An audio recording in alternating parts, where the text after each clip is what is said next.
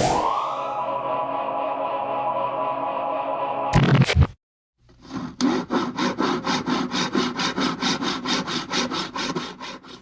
HighTechDad, and once again I'm here to crack open an iPhone and replace a battery. So I've done this before on some earlier versions of the iPhone. For some reason I always manage to burn through batteries within a year, and some of the signs that you have when your battery's starting to go is that the battery level drops really quickly or it charges really quickly. So either of those types of things you start to look for. So what I'm going to do today, and this is thanks to the guys at iFixit for supplying me with the parts and also the helpful guide that I always follow, I'm going to crack this thing open and put it in. So from what I understand, the process is a lot easier.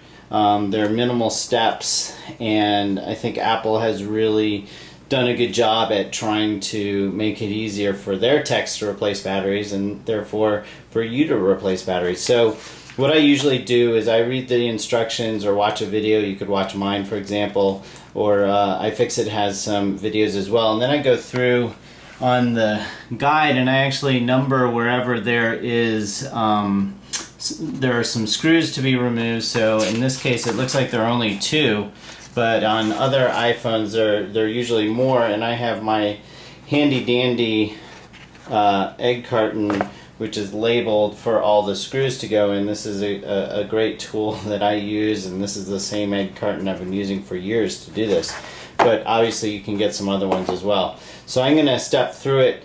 The first thing that you want to look at though is, depending on when your iPhone was made, there are let's see if I can focus in here, it's kind of hard.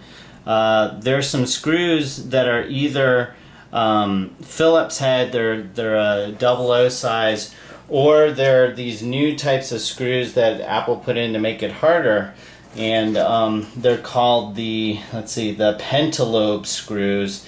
They look very different, but what iFixit does have is this thing called the iPhone 4 Liberation Kit, and they give you a screwdriver that you can use to take those special types of screws off and then replace it with regular Phillips head screws. So we're going to dive into this in just a second. Okay, so the first step here is to actually remove these little Phillips head screws here. So there are 2 of them, and we're going to do that first. So the next step is you want to actually slide the rear panel of your iPhone up about 2 millimeters. So I don't know if you can see that, but basically I'm sliding it up. Okay, so once you slide that up, what you're actually going to do is remove the rear panel here from the phone. So just do it very carefully. It should just pop right off. And let me tell you, that is a lot easier than doing it with previous versions of the iPhone. Normally you had to take apart just about everything just to get to the battery. So we're now at the battery. You can see here I have my replacement battery, so we should be good to go. So the next step is we're going to remove this tiny little Phillips head right there that holds the battery into the logic board. So here's a close-up of that screw right there. So I find it helpful to have a set of tweezers to take out some of these screws when they're really small. And if you lose them, don't worry, you can probably pick them up somewhere, but it's better to, I usually put out some sort of a cloth or something, so I do my work on that. So when you pry this off, if you haven't done it before, it probably takes a little bit of effort there. You can see I just popped it off. This is the first time. You don't want to do it too much because you don't want to break any of the contacts that are in there. So there it is. And just to give you a point of reference, this is the new battery. You can see what the contact actually looks like when it's removed here. So you can see on the underside as well. So that's what you're going to be taking off. If you notice, there is little piece of plastic here that you don't want to lose. I'm not quite sure what that is, but I'm sure we'll find out in a few seconds. Okay, so the next step is to actually grab this plastic thing here and try to pull out the battery. You have to be careful when you do this because sometimes they use a lot of adhesive to hold the battery down, so it's kind of hard to get it out without tearing the tabs. So just if it's hard to do, you can pry it up very carefully using one of these tools again, and I'm going to actually just try and pry this thing off and then kind of go from there. So I actually had to take this tool and just sort of carefully put it in here to pop it up a little bit, loosen it up. Just be careful on the connections because the iPhone is obviously a very fragile device. So once you loosen it up, you should be able to pop it out. Okay, I did most of my work prying on this end, and it looks like I almost have it out. Let's try it right there so you can see it's kind of loosened up.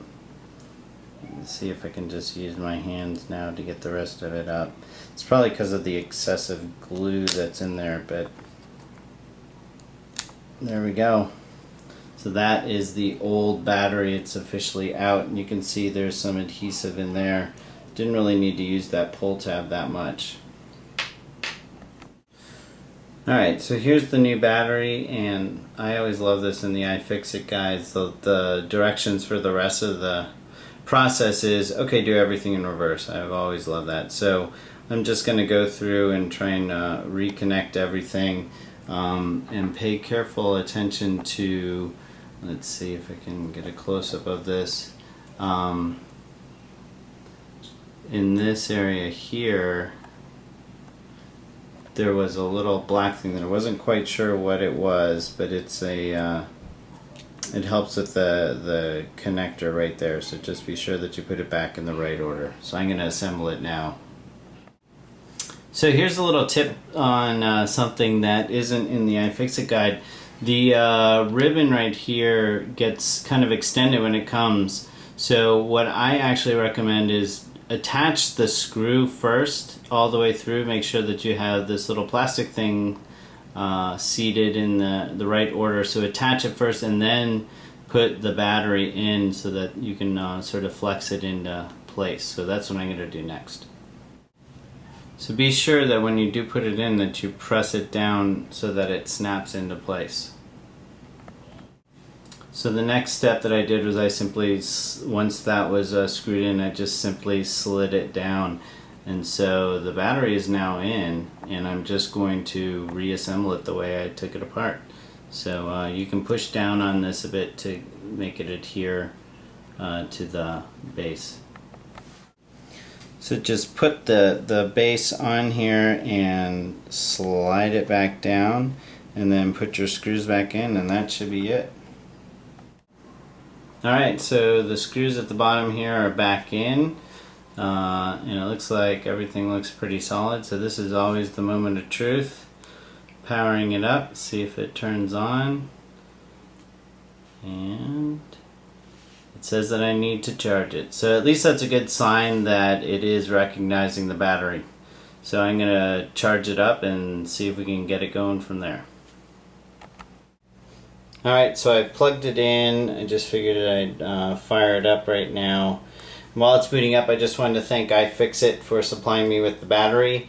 Batteries cost about $20, and you can get the tools for a couple bucks as well, and the guide is free to download. They also have videos on their site. I always look to their site first, pretty much, to check out before I do any kind of repairs. This is probably one of the easiest things that I've ever done. It is a little bit delicate in terms of the work, but once you do it, you can probably change a battery in about 5 minutes. And thanks to Apple for making it a heck of a lot easier than previous models. So anyway, it's booting up.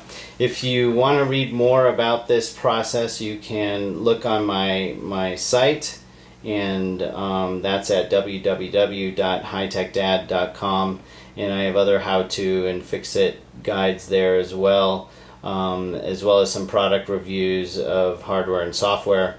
And if you have any questions, you can also ask me on Twitter, and I'm at HighTechDad.